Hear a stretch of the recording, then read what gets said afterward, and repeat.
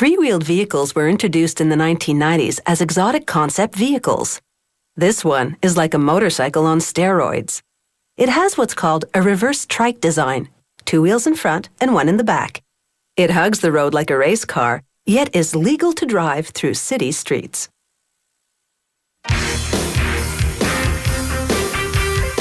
This vehicle goes from 0 to 100 kilometers per hour in just 4.1 seconds. No faster than a motorcycle, but it definitely turns heads. Production begins with 34 steel tube components that will form the vehicle's chassis. A worker places them in an assembly jig. This positions the tubes for welding. After clamping the components in place, it takes the worker about 4 hours to weld 68 different areas together.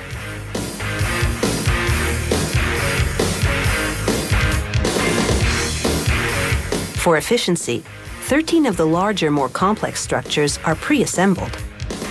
The steel tubes measure 3.8 centimeters in diameter, but the metal itself is only 1.5 millimeters thick. They're like those used in the aviation industry, strong yet lightweight. This company uses a visual reference method to assemble smaller parts of the vehicle. Before starting, a worker places 80 components on a board with labels that identify them. This way, he's certain he won't forget any nuts, bolts, bearings, brackets, or horns. Using an electric crane, a worker hoists the vehicle's 4-cylinder, 152 horsepower, 1200 cc motorcycle engine into the chassis, now tinted black. Using a pneumatic wrench, he attaches it with 6 bolts and 6 nuts.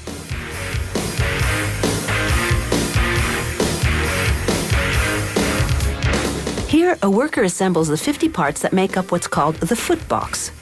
This includes aluminum clutch, brake, and gas pedals.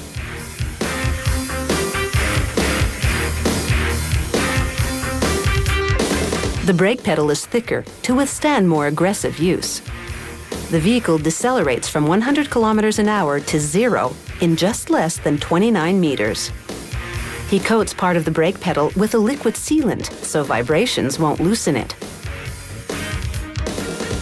Another worker then mounts 2 output hoses and 2 plastic reservoirs for brake fluid. The brake fluid must withstand heat of 343 degrees Celsius, 30 degrees hotter than what's required for most cars. This enables better engine performance.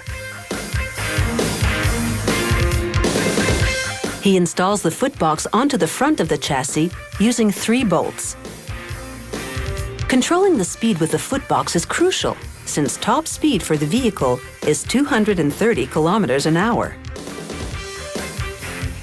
Next, he installs part of the suspension system, a cylindrical gas shock absorber. This attaches to the brake system, which is a zinc-plated rotor and an aluminum caliper. Then they attach what's called the 4-into-1 exhaust manifold. The 4 pipes merge into one to vent the exhaust fumes from the engine. They install the electric fan and radiator assembly. Next, a worker attaches a removable leather-covered aluminum driving wheel to the steering column. The driving wheel locks into place with a spring-loaded latch system.